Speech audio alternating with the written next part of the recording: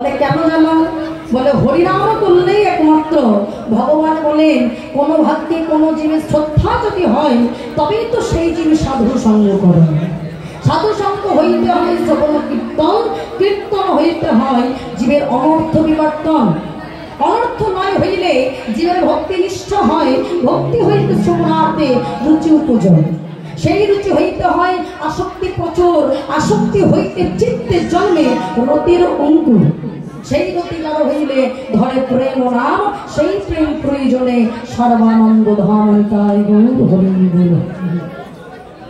একটা কথা জানবেন না, ভগবান বলেন যে আমার হয় আমি তার হই, যে আমার হয় না আমিও তার হই না। যে আমায় চায় আমিও তাকে চাই, আর যে আমায় না চায় আমি তাকে না চাই, আবার আমি তাকে না চাই। দেখেছেন? ভগবানের কথার মধ্যে ভালো করে মানে বুঝতে হবে। যে আমায় না চায় আমি তাকে না চাই, আমি তাকে না চাই। এই পার্থিব জগতের সুখ স্বাচ্ছন্দ্য নেই যারা বেশি নিতে থাকে।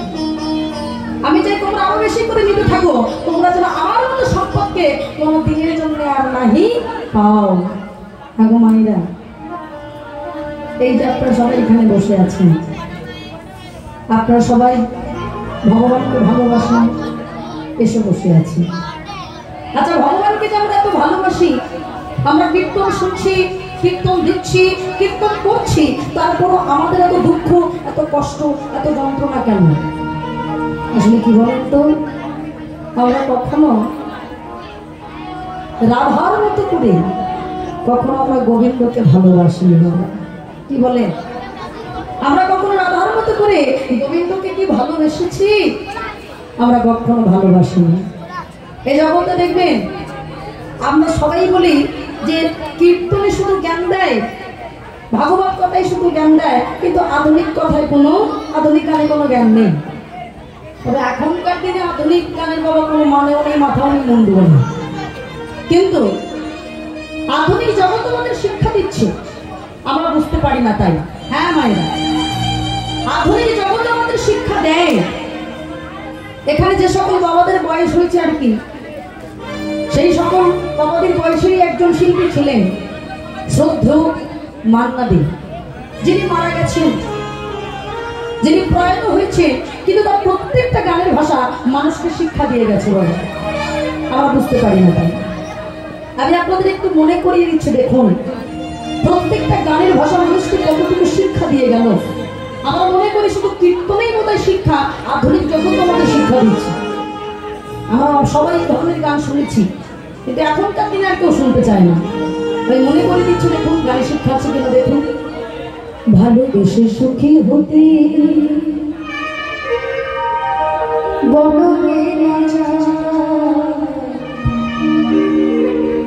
রাধা সুখী হয়েছিল আমি রাধার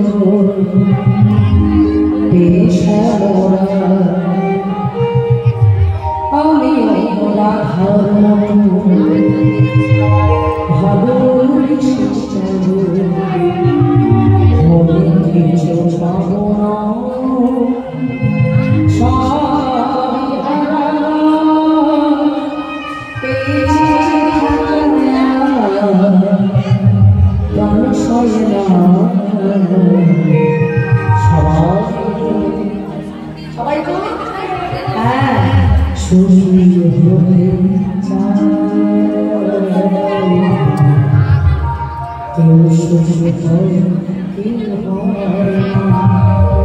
জানি না বলে চলো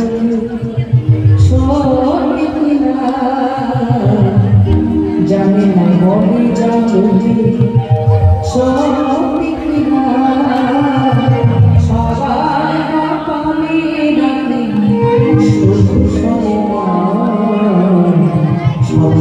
সবাই তো সুখী হতে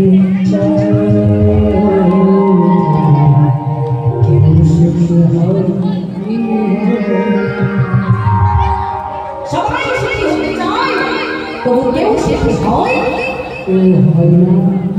কেন জানো? আমরা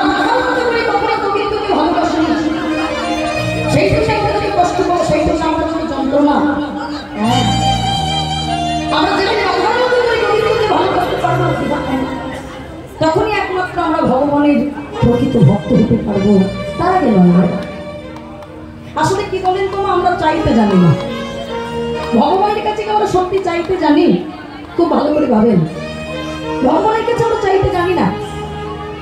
চেয়েছিল তো বলি রাজা, আমরা কি চাইতে জানি? খুব ভালো করে মনে করে দেখেন তোমার, এই যে মন্দিরে আপনারা আমরা সবাই তো প্রণাম করি, অন্তত একজন ভক্ত আমাকে হাত তুলে দেখান, অন্তত একজন। বলুন তো, ঠাকুরের কাছে গিয়ে সবাই আমরা প্রণাম করি, কিন্তু কেউ কি কখনো বলেছি যে ঠাকুর আমি শুধু তোমাকে চাই? দেখান দেখি কে বলেছি। মায়েরা সবাই তো আমরা প্রণাম করি, কেউ বলেছি ভোলানাথের কাছে গিয়ে? কেউ চাইনি তা তো নয়, সবাই চেয়েছে, কিন্তু কেউ কি ভুল করে এটা চেয়েছি যে ঠাকুর আমি শুধু তোমাকে চাই?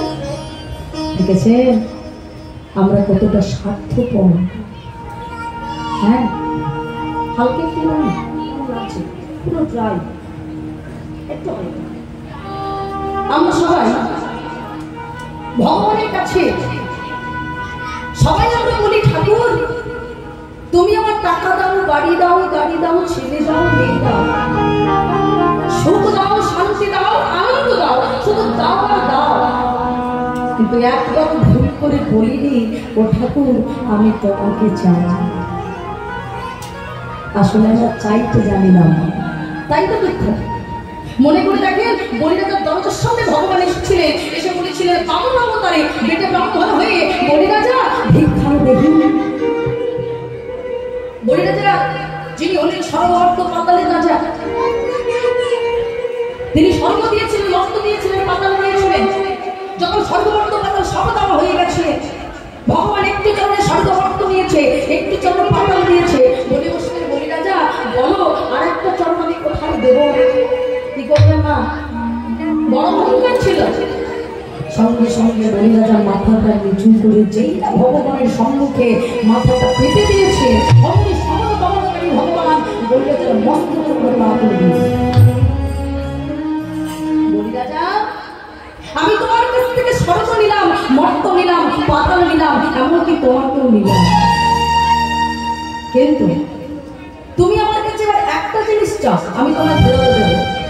মায়েরা বলে তো স্বর্গ চাইতে পারতো, মর্ত চাইতে পারতো, পাতাল চাইতে পারতো, কিন্তু সেগুলো না আছে বলে বসে দয়াময় আমি যা চাইবো তুমি কি আমার তাই দেবে? কেন দেবো? বলো না কি চাই? দয়াময় এই জগতে যেটা এত সহজে পাওয়া যায়, সবকিছু টাকা দিয়ে পাওয়া যায়, যেটাকে সহজে পাওয়া যায় না, সেটা হলো তুমি। আমি তোমাকে চাই। ভগবান বললেন বাবা ভারী চালাক তো তুমি, কথাই বলে কৃষ্ণ বড় মধুর, যেটা কৃষ্ণ ভাবে সে তো বড় চতুর। তুমি তোমার সম্পত্তি আমার নামে এগ্রিমেন্ট করে দিয়ে যদি আমাকেই নিয়ে নাও, তাহলে বিষয়টা কি দাঁড়ালো? যা তোমার ছিল আবার তোমার থেকে গেল। তুমি আমাকে কেন চাইলে? আমাকে নিয়ে তুমি কি করবে? কত সুন্দর কথা বলছে দেখুন মা, যেটা আমরা কোনোদিন ভাবিনি। দয়াময় তোমাকে নিয়ে আমার ঘরের বাইরে একটা দরজা আছে, ওই দরজার বাইরে আমি তোমাকে দাঁড় করিয়ে রাখবো। কেন জানো দয়াময়? কারণ প্রত্যেকটা মানুষের জীবনে একদিন তো মৃত্যুর সময় আসে, আর যেদিন আমার মৃত্যুর সময় আসে মনে রেখো যমরাজ তো আমাদের দরজায় নিতে আসবে। কি মা, আমরা জন্মেছি যখন আমাদের মরতে হবে না, আজ না হোক কাল আমাদের মরতে হবে। যখন দরজার সামনে যমরাজ আসবে, এসে দেখে তুমি ভগবানে দাঁড়িয়ে আছো, তখন যমরাজ তো তোমাকে দেখে ভয় পেয়ে পালিয়ে যাবে। তখন আমি জমির ঘরে নয়, তখন আমি তোমার চরণ পেয়ে যাবো।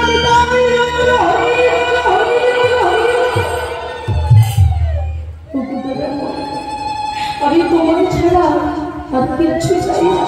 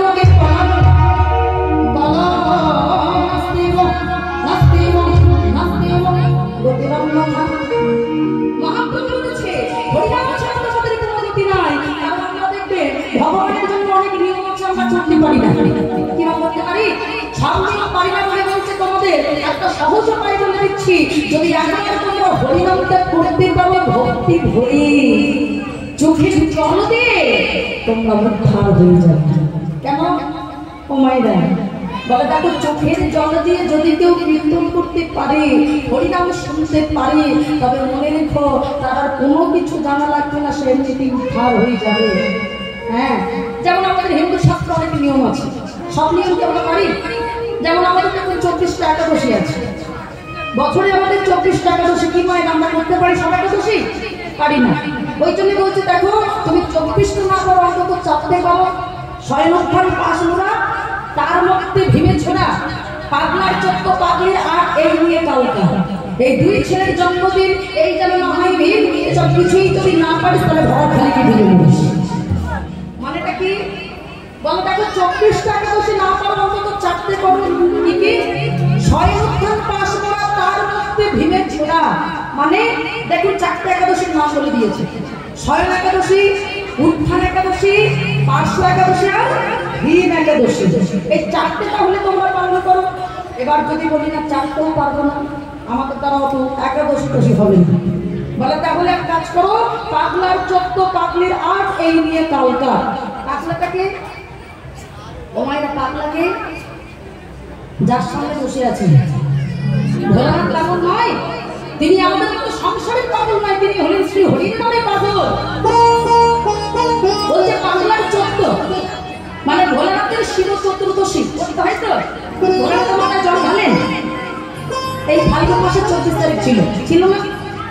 তাহলে ভোলানাথের মাথায় জল ঢালতে বলছে কেন? আমরা অনেকে ভাবি বোধহয় ভালো বর পাওয়ার জন্য। মূল কথা নয়, ভোলানাথের মতো বর এই জগতে কেউ চায় না, ওটা ভুল কথা। ভোলানাথ সাই হর্ষণে শ্মশানে মশানে ঘুরে বেড়ায়, তা আবার সাপ কাপ নিয়ে বাবা, ওরকম বর কেউ চায় না।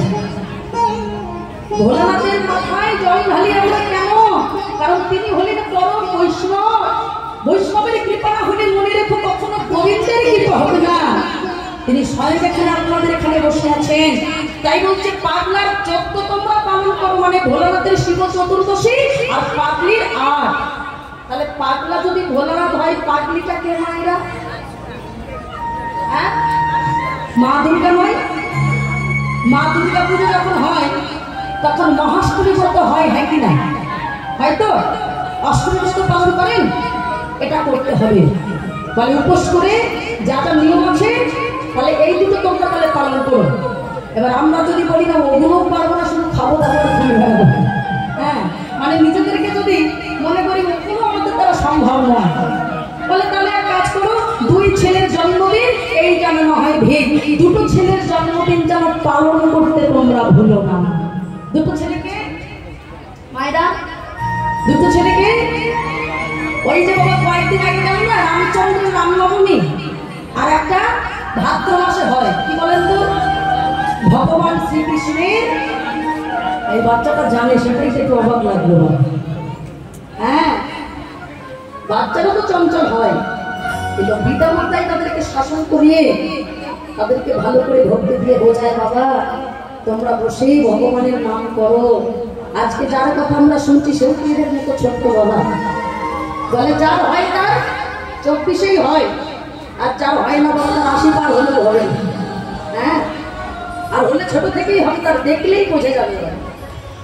বলছে তাহলে 2 ছেলের জন্মদিন পালন করতে হলো না, এক হচ্ছে রামচন্দ্রের রামনবমী, আর এক হলো ভাদ্র মাসে যেটা হয় ভগবান শ্রীকৃষ্ণের জন্মাষ্টমী ব্রত। এই 2টো যেন তোমরা পালন করতে ভুলো না। এবার যদি বলি না ওগুলো পারবো না, আমরা শুধু খাবো দাবার ঘুরে বেড়াবো, এটা যদি মনে করি আর কি, মানে নিজেদেরকে ধর্মের নামে যদি একেবারে অপমান ঢেকে ভাবি, তাহলে কিছুই যদি না পারিস তাহলে ভবার খালি গিয়ে ডুবে বলিস। ও মায়েরা, কোন খাল জল বলে দিল বাবা? ভগার খান এখানে আছে নাকি? নেই না? আছে, আছে, পাশেই আছে। কি বলেন তো? মানে গঙ্গা। ভগার খান কেন বললো? কারণ মা গঙ্গা দেবীকে মূর্তি আগমন করিয়েছিল একমাত্র স্বয়ং ভগবান। হ্যাঁ, ওই যে বাবা এত ঘটনা বলা যায় না, কিছুটা বলি।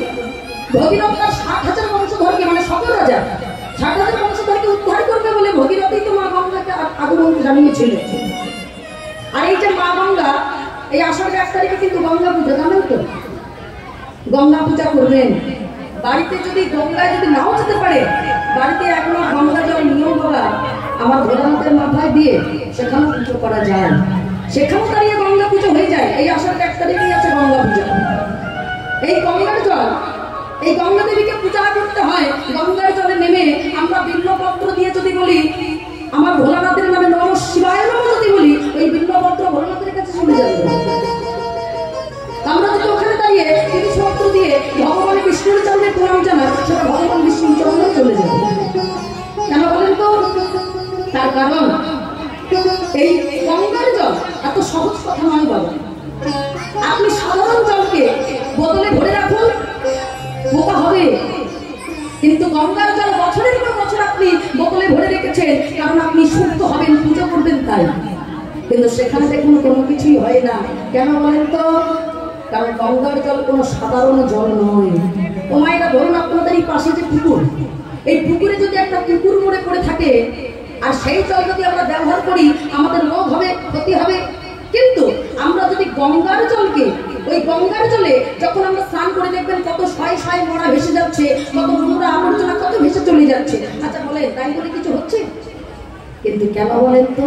কারণ গঙ্গা তো সাধারণ কোনো জল নয়। সাধারণ মানুষের দৃষ্টিভঙ্গি হবে গঙ্গা মনে হয় হিমালয়ের বরফ তোলা জল, কিন্তু আসলে এটা নয়, ওটা হলো স্বয়ংনিষ্ঠ নারায়ণের অঙ্গবিগলিত জল। কেন বলেন তো? কি করে গঙ্গার সৃষ্টি জানেন? তার কারণ দেখুন, একবার নারদ মুনি সারাক্ষণ বীণা বাজিয়ে গান করে। এখন গান করতে করতে নারদের মনে একটা অহংকার এসেছিল। মনে রাখবেন, এই গান বাজনা কখনো অহংকারের বস্তু নয় বাবা। হ্যাঁ, অহংকার হলো যে আমার মতো গান মনে হয় কেউ গাইতে পারে না। এই যখন অহংকার করলো বাবা, সমস্ত রাগ রাগিনী গান বাজনা সব ভুল হয়ে গেছে। আর গন্ধর্ব লোকে গেলে দেখা যায় এই যে প্রত্যেকটা গান হয় এক একটা রাগ রাগিনীর উপরেই তো হয়। গন্ধর্ব লোকে গিয়ে দেখা গেল সমস্ত রাগ রাগিনী এখন অসুস্থ হয়ে গেছে। তা নারদকে বলছে, নারদ তুমি এমন ভুলভাল গান গেয়েছো যে আমরা সব অসুস্থ হয়ে গেছি। তা তোমরা ঠিক হবে কি করে? না ভোলানাথ যদি গানটা গাইতে পারে। এখন ভোলানাথের জন্য ভোলানাথের কাছে গিয়ে বলে বসলো, মামা তোমাকে একটু গান গাইতে হবে। নারদ মনে মনে ভাবছে, ভোলানাথ কি আমার মতো কি আর গাইতে পারবে? সারাক্ষণ কৈলাসে থাকে, মানে ঠান্ডার মধ্যে থাকে, বরফের মধ্যে থেকে কি আর গলা ভালো থাকে? তো দেখা যাক কি হয়। হ্যাঁ, এখন বাবা ভোলানাথ বলে বসে, আমি যে গান গাইবো আমার শ্রোতা কোথায়? এই যেমন ধরুন আমি এখানে গান গাইছি, যদি এখানে শ্রোতা না থাকে গান গাইতে ভালো লাগবে?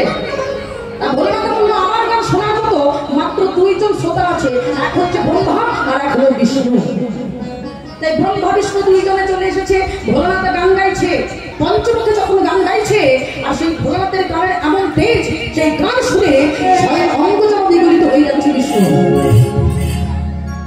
আগুনের পাশে যেমন মোমবাতি রাখলে সেটা যেমন গলে যায়, মায়েরা দেখেছেন গলে যায়, ঠিক তেমন ভোলানাথের গানের এমন তেজ, তাই দেখে সেই গান শুনে স্বয়ং বিষ্ণু নারায়ণের যেন অঙ্গ বিগলিত হয়ে জলের ধারা চলে যাচ্ছে।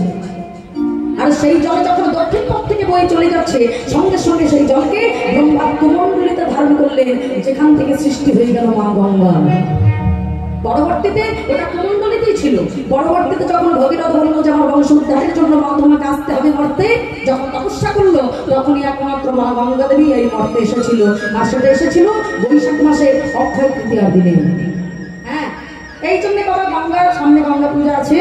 আপনার সেই মা গঙ্গা দেবীকে মাথায় ধারণ করবেন, কারণ তা থেকেই আমরা শুদ্ধ হতে পারি। হরিনাম ছাড়া কোনো গতি নাই। তাই আজকে যখন এমন ভাবে হরিনাম করছে, হঠাৎ করে ছোট ভাই আমরা যেখানে ছিলাম, ছোট ভাই নবহরি সরকার বলে বসলো, প্রভু আমি তো একা আসিনি, আমার দাদাও এসেছে। ও প্রভু ওই দেখো, ওই যে দূরে আমার দাদা দাঁড়িয়ে আছে, যাই যাই আমি আমার দাদাকে ডেকে নিয়ে আসি। ও মায়েরা যেই না বলেছে আমার দাদা মুকুন্দকে ডেকে নিয়ে আসি, মহাপ্রভু সঙ্গে সঙ্গে চিৎকার করে বলে দিল, না কিছুতেই না, তুমি তোমার দাদাকে গিয়ে বলে দাও আমি তাকে শত জনম করুণা করব। ও মায়েরা কত জনম করবো? শত জনম, মানে 100 জনম। সঙ্গে সঙ্গে যেই বলেছে করুণা করবে না, ওমা যাকে বলেছে কৃপা করবে না 100 জন, সেই মুকুন্দ সরকার হাত তুলে নাচ শুরু করে দিয়েছে। আরে ও মুকুন্দ তুমি নাচ করছো কেন? হে তোমাকে মহাপ্রভু বলেছে কৃপা করবে না। কত সুন্দর কথা বলছে দেখুন। সঙ্গে সঙ্গে মুকুন্দ সরকার বলে বসলো, তোমরা মহাপ্রভু আসলে কথা ভাবছিলেন,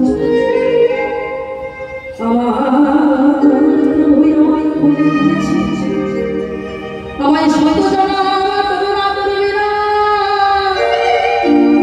কিন্তু শত জনম আমি পাইবা না পাই এটা তো বোঝা কেন?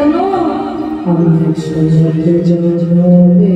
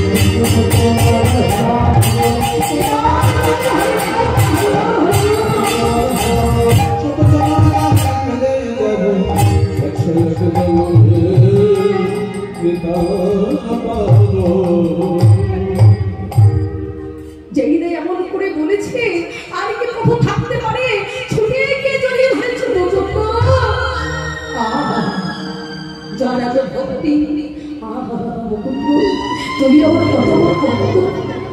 কিন্তু মুকুন্দ তোমরা দুইজনেই যদি সংসার ত্যাগ করে আমার কাছে যদি থেকে যাও, জগতের মানুষ জানবে যে সংসার ত্যাগ না করলে মনে হয় আমায় পাওয়া যায় না। আমি বলছি তুমি সংসারে যাও, তুমি গোপীনাথের সেবা করো, আর তোমার বংশ পরম্পরায় আছে কবিরাজ চিকিৎসা, তুমি ওইটা করবে। যাও তুমি বাড়ি ফিরে যাও। তুমি যদি ঠিকঠাক ভাবে সংসার করতে পারো তুমি ঠিক আমারই পাবে। ও মায়েরা, যারা আমরা সংসারে করি যদি নিয়ম মেনে সংসারে করা যায় তবে তারাও গৌর গোবিন্দের চরণ আগে পাবে। আমি তোমায় বলছি তুমি বাড়ি ফিরে যাও, ফিরে যাও, ফিরে যাও।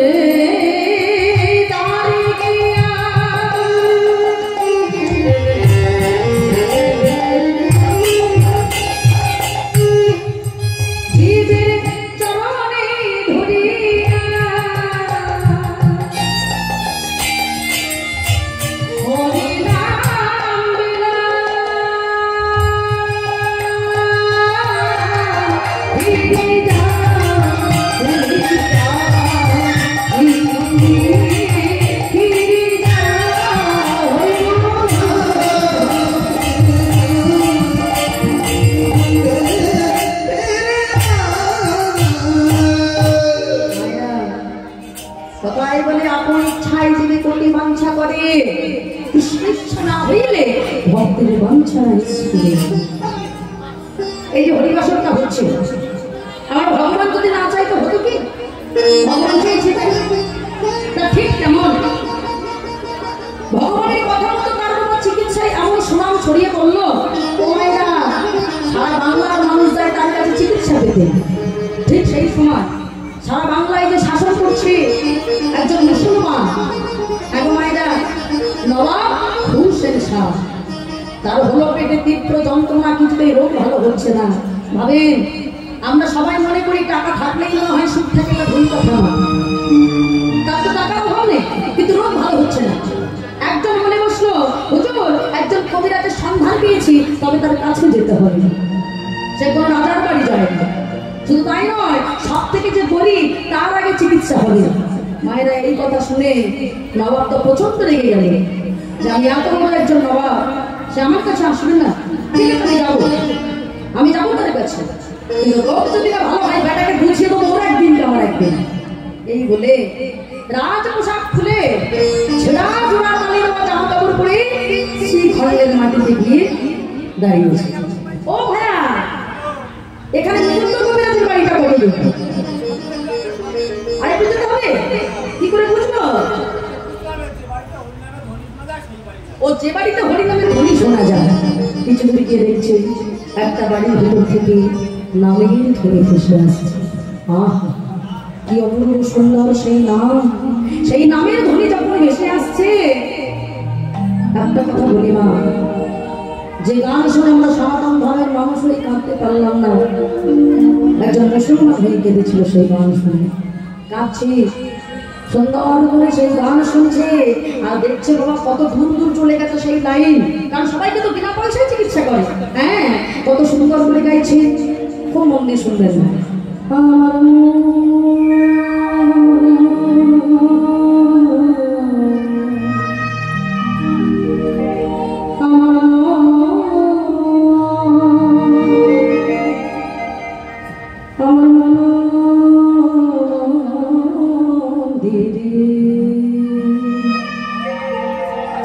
হে মদিনা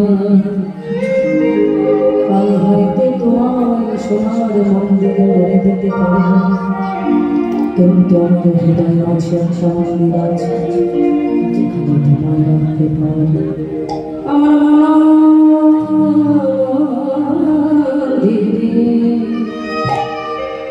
মদন